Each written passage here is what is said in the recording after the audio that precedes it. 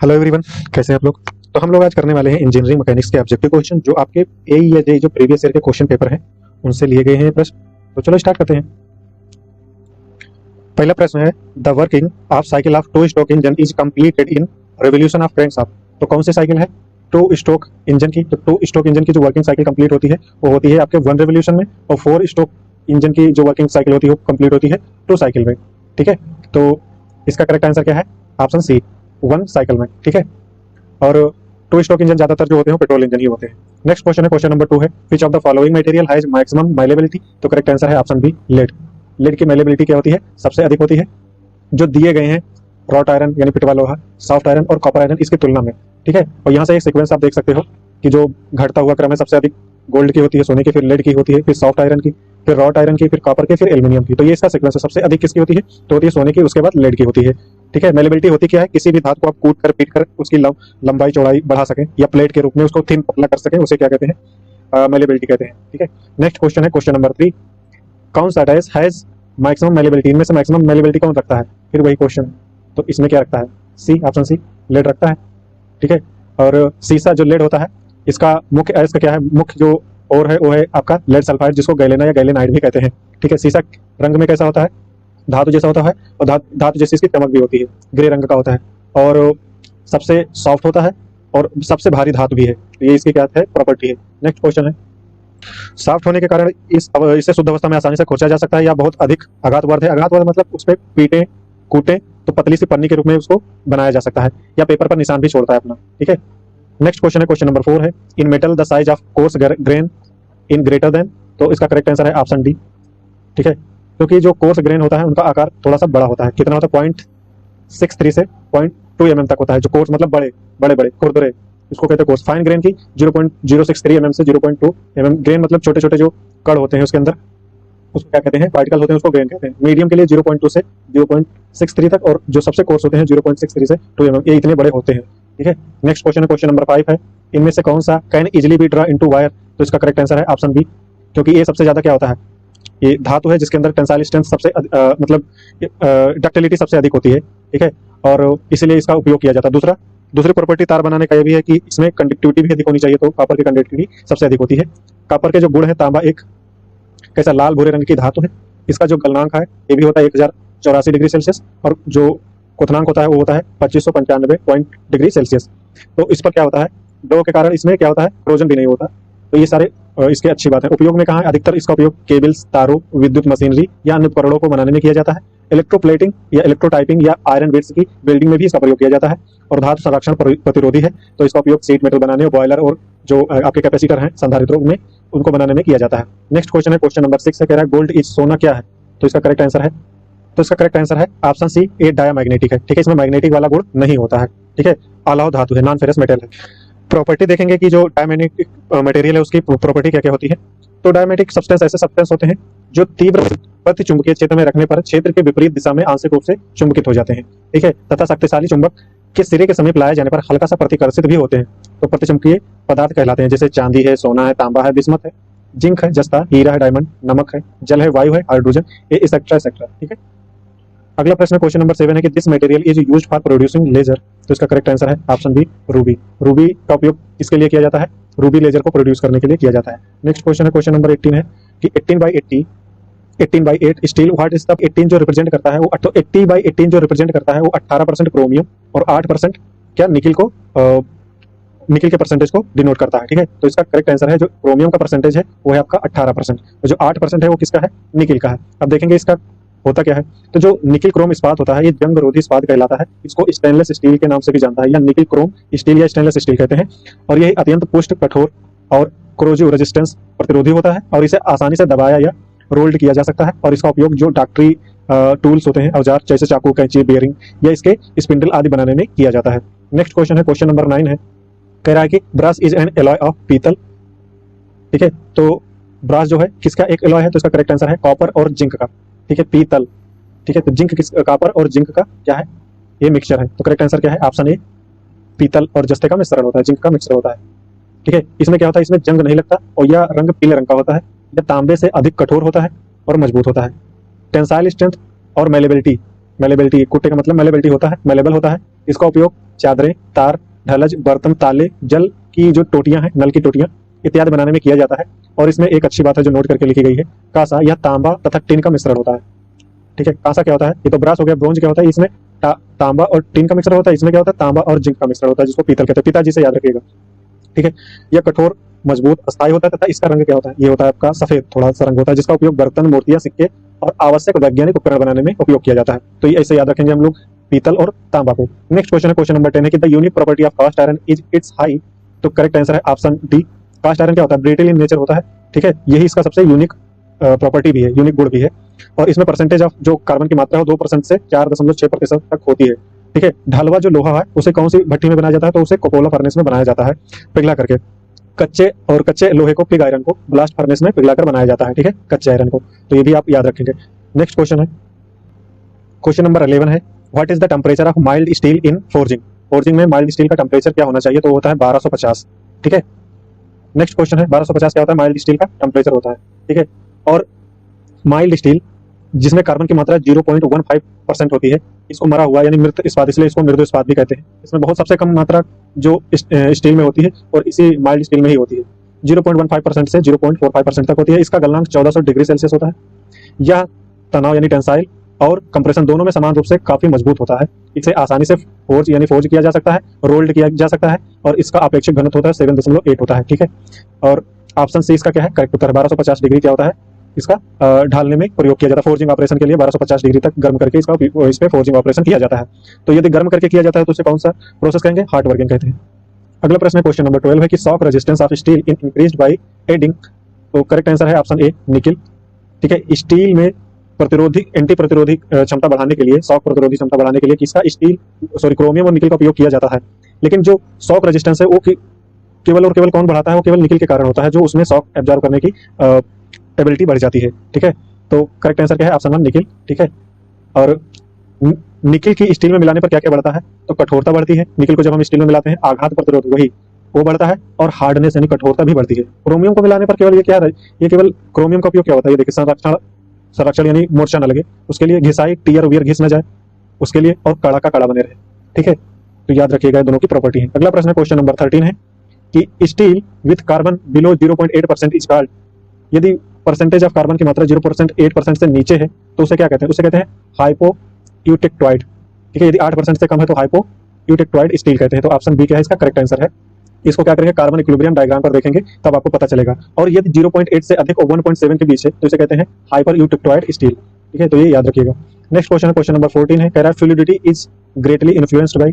तो इसका correct answer है ऑप्शन डी, बहाव जिसमें जो आसानी से जितने तेज बहे, बहाव जिसमें जो आसानी से जितने तेज बह जाए, जो जितनी आसानी से बहेगा उसकी फ्लूइडिटी उतनी अच्छी है। तो पोरिंग टेम्परेचर ऑफ मोल्डन मेटल, जब हम लोग मोल्डन मेटल यानी जो गला हुआ मेटल होता है, गर्म करने पर जब गल जाता है तो उसको उड़ेलते हैं, तो जितनी जल्दी वो फैलता है वो पोरिंग होता है। ठीक है, वो जो मटेरियल जितनी तेज फैलेगा उसकी फ्लूइडिटी उतनी ही अधिक होगी। ठीक है, तो ये है तरलता वाला गुण। तरलता क्या है, तरल धातु के पोरिंग तापमान से अधिक प्रभावित करता है, और सांचे यानी मोल्ड में मोल्डन मेटल की पोरिंग करते समय पोरिंग का तापमान कम हो जाता है तो जल्दी से ठोस होने लगता है। ठीक है, इससे सही से फैल नहीं हो पाता है। लेकिन जो मटेरियल सही जल्दी से फैल जाता है पूरे सरफेस पे, उसके कहेंगे कि पोरिंग फ्लूइडिटी अधिक है। ठीक है, क्वेश्चन नंबर 15 है ए हॉट सॉर्ट मेटल क्या होता है, तो करेक्ट आंसर है option B, brittle when hot. Hot short metal क्या है, वो ब्रिटल भंगुर हो जाता है, हार्ड हो जाता है, ब्रिटल हो जाता है जब उसको गर्म किया जाता है। ठीक है, तो इसके बारे में पढ़ लेंगे, जब गर्म होता है तो कैसा भंगुर हो जाता है। और रेड सॉर्ट या इसको रेड सॉर्ट भी कहते हैं या हॉट सॉर्ट कहते हैं। सल्फर इम्ब्रिटलमेंट का उपयोग तीनों एक ही है। Sulphur embrittlement. ठीक है, तो ये तीनों एक ही है, red sort, hot sort, sulphur embrittlement, तीनों एक ही है। जब कोई स्टील बहुत ज्यादा सल्फर अशुद्धि के रूप में आ जाए तो इसे हॉट सॉर्ट कहते हैं। क्या कब बनता है, जब ज्यादातर सल्फर अशुद्धि के रूप में आ जाए, कौन सा, स्टील, तो उसे क्या कहते हैं, हॉट सॉर्ट कहते हैं। जब स्टील में सल्फर की मात्रा अधिक मात्रा में हो तो उसका गलनांक क्या हो जाता है, कम हो जाता है। तो याद रखिएगा हॉट सॉर्ट मटेरियल की ये प्रॉपर्टी है। अगला प्रश्न है क्वेश्चन नंबर 16 है, कह रहा है कि hardness of steel depends on. Steel की जो हार्डनेस है वो किस पे डिपेंड करती है, तो इसका करेक्ट आंसर है option A, amount of cemented is contains. क्या है, अमाउंट ऑफ सीमेंटेड, क्योंकि जो सीमेंटेड होता है ना उसमें कार्बन पाया जाता है, तो जो स्टील की कठोरता है किस पर निर्भर करती है, एक्चुअल में निर्भर करती है कार्बन पर। लेकिन जो कार्बन इसमें होता है वो किस फॉर्म में होता है, सीमेंटाइट के रूप में होता है, इसलिए ऑप्शन 1 इसका क्या है, करेक्ट उत्तर है। नेक्स्ट क्वेश्चन है क्वेश्चन नंबर, यहाँ से हम पढ़ लेंगे, इसके बारे में थोड़ा देख लेंगे। स्टील की कठोरता मौजूद कार्बन पर निर्भर करती है, हमने बता ही दिया। और विभिन्न मात्रा में कार्बन मिलाने पर इस्पात के गुण में पर्याप्त परिवर्तन हो जाता है, जैसे कठोर यानी हार्डनेस, टेंसाइल स्ट्रेंथ, और जो शॉक रेजिस्ट स्ट्रेंथ है। ठीक है, और ये क्या है, ठीक है, जो भी है अल्टीमेट स्ट्रेंथ है वो भी सब चेंज हो जाती है। स्टील की कठोरता उसमें उपस्थित सीमेंटाइट की राशि पर निर्भर करती है, क्योंकि जो स्टील की कठोरता में वृद्धि करता है। लेकिन क्या होता है, टेंसाइल स्ट्रेंथ में कमी हो जाती है। हार्ड होगा तो उसमें टेंसाइल स्ट्रेंथ कम हो जाएगा। लोहे का 14 भाग और कार्बन का 1 भाग मिलकर 15 भाग सीमेंटाइट बनता है। ऊपर मैंने फार्मूला लिख दिया है। मार्टेनसाइट कठोरीकृत यानी हार्डनेट स्टील में पाया जाता है, और मार्टेनसाइट इस्पात में अल्फा आयरन कार्बन डाई यानी कार्बाइड का ठोस घोल होता है। याद रखिए, अल्फा आयरन और कार्बाइड का ठोस घोल होता है। अगला प्रश्न है क्वेश्चन नंबर 17। इसमें what is added to raise yield point of low carbon iron.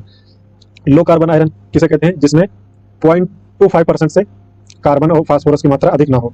और जो इसका यील्ड पॉइंट होता है, यील्ड पॉइंट जिसको पराभव बिंदु भी कहते हैं, ठीक है, इसको क्या कहते हैं, बढ़ाने के लिए इसमें क्या किया जाता है, फास्फोरस का प्रयोग किया जाता है। इसको बढ़ाने के लिए यील्ड पॉइंट को फास्फोरस का उपयोग किया जाता है। और यह क्या है, ये ब्रिटल बना देता है, हमें स्टील को क्या बना देता है, ब्रिटल बना देता है। फास्फोरस निम्न स्टील में मिलाने पर जो यील्ड पॉइंट है वो बढ़ जाता है, और इसकी जो संरक्षण रोधी है, मतलब जो कोरोजन एंटी कोरोजन या कोरोजिव रेजिस्टेंस जो है उसको भी बढ़ाता है। इन दो कार्बन और फास्फोरस का योग 0.25% से अधिक ना हो इसमें। अगला प्रश्न है क्वेश्चन नंबर 18 है, कह रहा है कि alloy steel as compare to carbon steel is more, क्या टफ है, स्ट्रॉन्ग है, या फाइटिंग रेजिस्टेंस मटेरियल है। तो आप खुद ही सोचिए। ऑप्शन है आपका ओनली ए या बी, ओनली बी या सी, ओनली सी या केवल डी। तो इसका करेक्ट आंसर है option D, none of these. ठीक है, क्योंकि जो कार्बन स्टील की तुलना में मिश्र जो स्टील होता है वो ज्यादा मजबूत होता है, फाइटिंग रेजिस्टेंस होता है। तो इसमें कोई ऑप्शन सही नहीं है। वैसे आपको मैं बता दूं, जो एलॉय मेटल स्टील होता है ना, उसकी कठोरता बढ़ती है, टेंसाइल स्ट्रेंथ भी बढ़ती है, और हाई टेम्परेचर पर भौतिक गुणों को बनाए रखता है। स्टील के रेशे में सुधार करता है, यानी ग्रेन्स को क्या करता है, रिफॉर्म करता है। स्टील की जो मशीनेबिलिटी है उसको सुधारता है, और फाइटिंग रेजिस्टेंस को भी बढ़ाता है। ठीक है, श्रांति प्रतिरोध। अगला प्रश्न है क्वेश्चन नंबर 19 है कि steel which destroyed by burning is called. ठीक है, जलने पर नष्ट होने वाले स्टील को क्या कहते हैं। तो करेक्ट आंसर है ऑप्शन डी, मृत स्टील। इसीलिए कहते हैं, इसको ज्यादा जलाओगे तो ये खत्म हो जाएगा, इसीलिए इसको क्या कहते हैं, किल्ड स्टील, मुर्दा स्टील। इसमें परसेंटेज ऑफ कार्बन की जो मात्रा होती है और लेस देन 1.15 से कम होती है। ठीक है, होता क्या है कि कास्टिंग से पहले जब स्टील का चूर्ण के रूप में डीऑक्सीकरण होता है, ठीक है, डीऑक्सीडेशन करते हैं, ठीक है, तो ठोस बनाते समय गैस ना हो, उस स्टील को क्या कहते हैं, मृत स्टील के नाम से जाना जाता है। गैस छिद्र से फ्री होता है, इसमें कोई भी मतलब क्या कहते हैं, होल गैस छिद्र नहीं होते हैं, गैस होल नहीं होते हैं। इसे के से प्रदर्शित किया जाता है। छिद्र न होने के कारण इस स्टील का प्रयोग क्रिस्टल अवयव को बनाने में भी प्रयोग किया जाता है। ये देखिए इसका कितनी अच्छी प्रॉपर्टी है, क्रिस्टल अवयव को भी बनाने में इसका उपयोग किया जाता है। इसका प्रयोग हीट ट्रीटमेंट के लिए भी किया जाता है। तो आपको जो पूछेगा कि हीट ट्रीटमेंट के लिए किस प्रकार की स्टील का उपयोग किया जाता है, तो आप ऑप्शन क्या होगा, किल्ड स्टील या मृत स्टील, इसको माइल्ड स्टील भी बोलते हैं। नेक्स्ट क्वेश्चन कहते हैं ये लो कार्बन स्टील भी करते हैं। अगला प्रश्न है question number 20, all steel have lower critical point of. तो उसका करेक्ट आंसर है ऑप्शन ए, 723 डिग्री सेल्सियस। ठीक है, क्रिटिकल पॉइंट मतलब उसमें जो चेंजेस होने के लिए मिनिमम टेम्परेचर होता है। ठीक है, स्टील का जो संरचनात्मक परिवर्तन है, स्ट्रक्चरल परिवर्तन एक निश्चित तापमान पर नहीं होता है। ठीक है, उसे क्या कहते हैं, क्रिटिकल टेम्परेचर कहते हैं। ठीक है, क्रिटिकल टेम्परेचर, और ये किस पे, परसेंटेज ऑफ कार्बन पर निर्भर करता है। जिन बिंदुओं पर जो स्ट्रक्चरल परिवर्तन या चेंजेस होना समाप्त हो जाता है उसे क्या कहते हैं, क्रिटिकल टेम्परेचर कहते हैं। क्रिटिकल टेम्परेचर के नीचे जहां पर परिवर्तन होना आरंभ हो जाता है तो लोअर क्रिटिकल टेम्परेचर कहते हैं, और जहां पर परिवर्तन होना समाप्त हो जाता है क्रिटिकल टेम्परेचर के ऊपर उसे अपर क्रिटिकल पॉइंट बोलते हैं। सभी स्टील के लिए जो लोअर क्रिटिकल पॉइंट होता है वो क्या होता है, स्थिर होता है, कांस्टेंट होता है, और ऊपरी वाला यानी अपर क्रिटिकल बिंदु क्या होता है, अलग अलग होता है। ये पॉइंट याद रखिएगा, कितना इंपॉर्टेंट है। ठीक है, नेक्स्ट क्वेश्चन है क्वेश्चन नंबर 21, कह रहा है कि the property of a material by virtue of which it can be beaten, it can be rolled into plates is called. तो ये अभी हमने बताया, इसको कूट करके पीट कर बढ़ाया जा सकता है, उस प्रॉपर्टी कौन सी है, माइलेबिलिटी है। ठीक है, अगला प्रश्न है क्वेश्चन नंबर 22 है, which ingredient is responsible for the corrosion resistance capability in stainless steel. तो हमने बताया अभी पिछले ही पढ़ा था कि क्रोमियम जो होता है वो क्या होता है, कोरोजन रेजिस्टेंस क्या करता है, इंक्रीज करता है। ठीक है, जैसा स्टेनलेस स्टील यानी 80/80 स्टील में क्या होता है, 8% क्या होता है क्रोमियम, 8% होता है निकेल होता है, और 18% क्या होता है क्रोमियम होता है, इसलिए इसको क्या कहते हैं, स्टेनलेस स्टील कहते हैं। क्रोमियम मिलाने पर क्या होता है, संरक्षण प्रतिरोधकता बढ़ जाती है, और निकेल को मिलाने पर क्या, फाइटिक रेजिस्टेंस को इंक्रीज करता है। अगला प्रश्न है क्वेश्चन नंबर 23 है कि Bybit metal is an alloy which one of the following. Bybit metal किसका एलॉय होता है, तो सही बता दें आपको, टिन एलॉय होता है। ठीक है, टिन पर आधारित, टिन और लेड का जो क्या होता है वो एलॉय होता है। तो करेक्ट आंसर क्या है, ऑप्शन 1, लेड और टिन जो मिलाते हैं तो उसे क्या कहते हैं। बाइबिट मेटल आपका दो प्रकार का होता है, एक होता है टिन बेस्ड बाइबिट मेटल, दूसरा होता है लेड बेस्ड बाइबिट मेटल। ठीक है, दोनों में नीचे देखो दिया गया है। जो टिन बेस्ड बाइबिट मेटल होता है उसमें 80% क्या होती है, टिन होती है, 8% कार्बन, 12% एंटीमनी, और बचा कुछ और कुछ होता है जो भी होता है इसी 12% में। लेड बेस में क्या होता है, टिन 5% होता है, एंटीमनी 10% और जो लेड होता है वो 85% होता है। याद रखिएगा, इसमें टिन 80% टिन बेस, लेड वाले में लेड 85%, तो याद रखिएगा। ठीक है, इसमें कॉपर 8%, इसमें 5%। याद रखिएगा। क्वेश्चन नंबर 24 है, which one of the following has the highest value of specific stiffness. ठीक है, तो highest value of specific stiffness क्या होती है? किसी मटेरियल को मोड़ दो, वो कितना रेजिस्टेंस करती है तोड़ने पर फिर अपनी पुरानी अवस्था में आ जाए, तो उसे क्या कहते हैं? स्टिफनेस। तो इसका करेक्ट आंसर है ऑप्शन ए, स्टील। स्टील की स्टिफनेस इन सारे मटेरियल में, जो एल्यूमिनियम है, फाइबर ग्लास है, कार्बन फाइबर कंपोजिट है, इसमें सबसे ज्यादा किसकी होती है? स्टील की होती है। तो करेक्ट आंसर क्या है? Option 1, steel. अगला प्रश्न है क्वेश्चन नंबर 25 है, the process of formation of a new grains on heating metal is called. तो वो टेम्परेचर आपका कहलाता है रिक्रिस्टलाइजेशन टेम्परेचर। ऑप्शन ए कौन सा है? Recrystallisation temperature. रिक्रिस्टलाइजेशन टेम्परेचर किसे कहते हैं? तो धातु को गर्म करने पर जब नए कण, नए पार्टिकल, नए ग्रेन उत्पत्ति क्रिया स्टार्ट हो जाती है, उसे क्या कहते हैं? Recrystallization temperature. अगला प्रश्न है क्वेश्चन नंबर 26, कह रहा है which of the following has maximum ductility.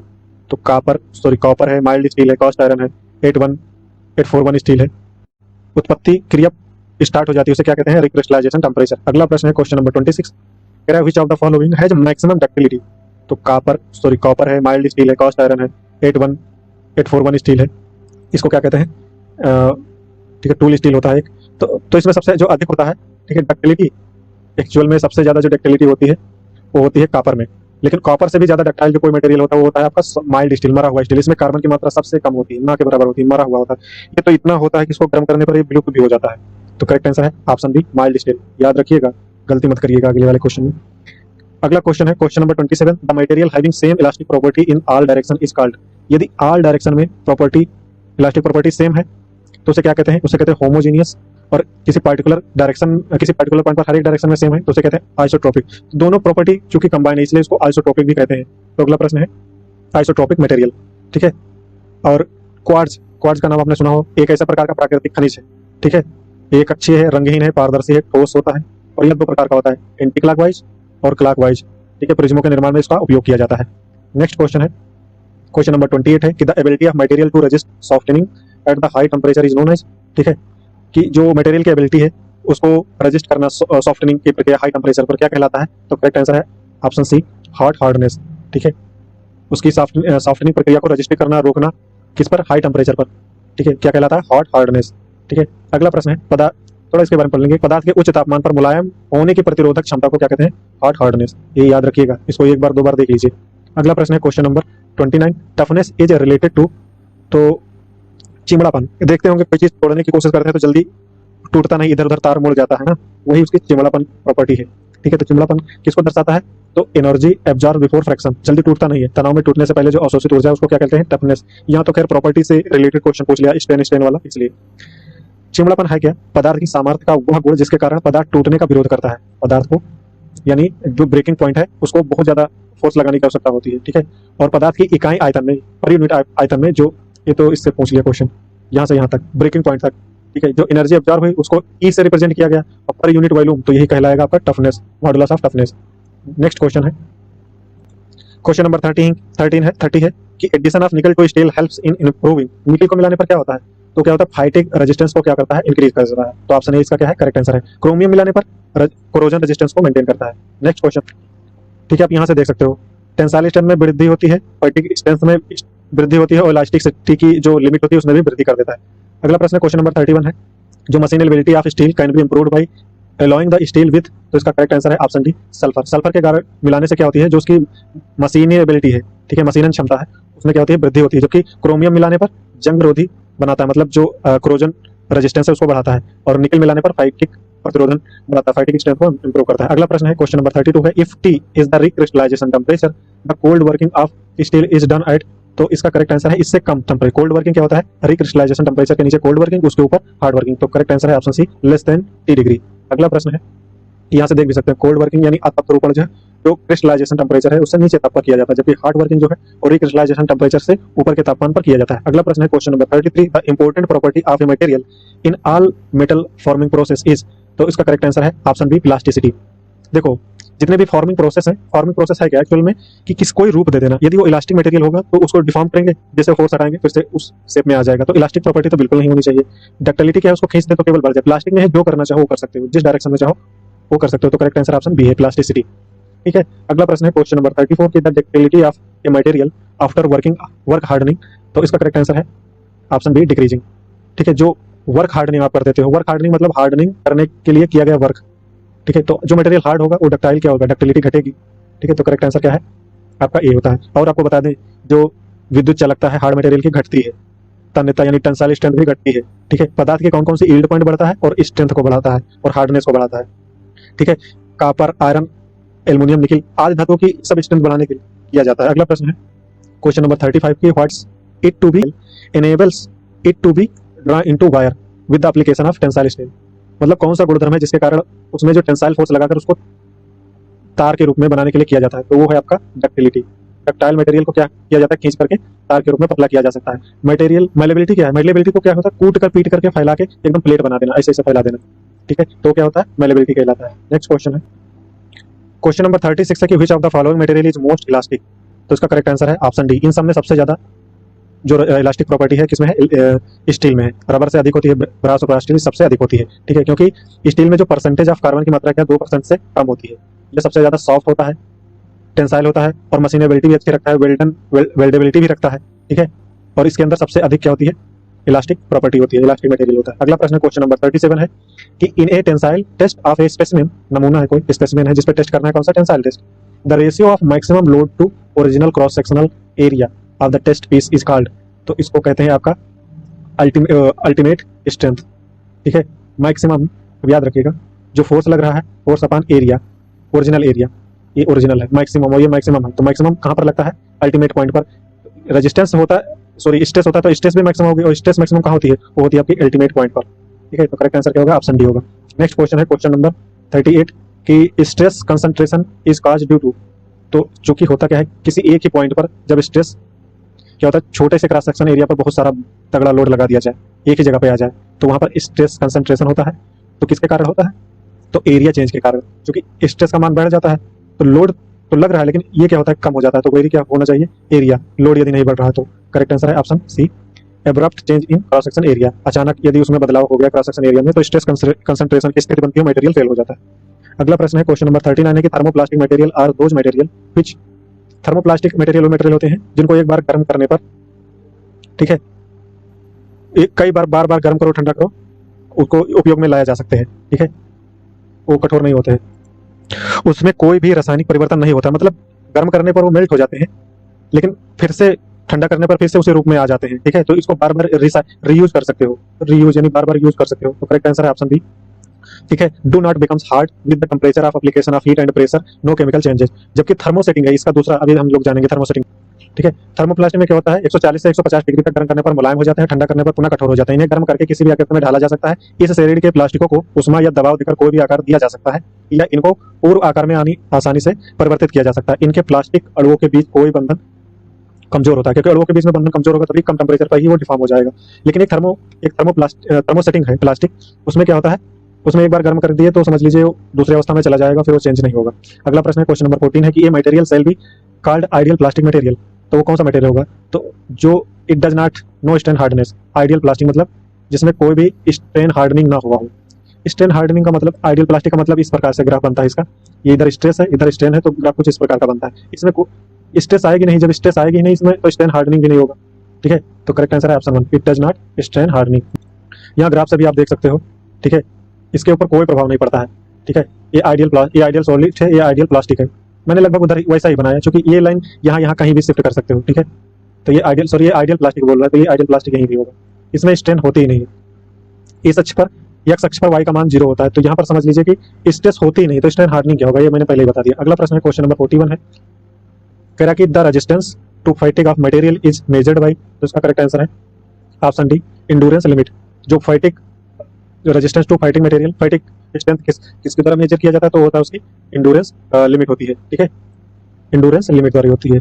Next question है क्वेश्चन नंबर 42। आप लोग याद रखिएगा, मैं जल्दी इस पे टेस्टिंग पे वीडियो लाऊंगा, उसमें मैं बताऊंगा इंडोरेंस लिमिट होती क्या है, ठीक है। अगला प्रश्न है 42, a body having same properties throughout its volume is said to be. कह रहा है same properties throughout its volume, पूरे वॉल्यूम में प्रॉपर्टी सेम हो तो उसे क्या कहते हैं, उसे कहते हैं आपको होमोजीनियस। यदि पूरे वॉल्यूम में सामान रख रही है, पूरे आयतन में प्रॉपर्टी सेम है तो वो होमोजीनियस, ठीक है। हर एक पॉइंट पर हर एक डायरेक्शन में प्रॉपर्टी सेम है तो वो आइसोट्रोपिक कहलाएगा, ठीक है।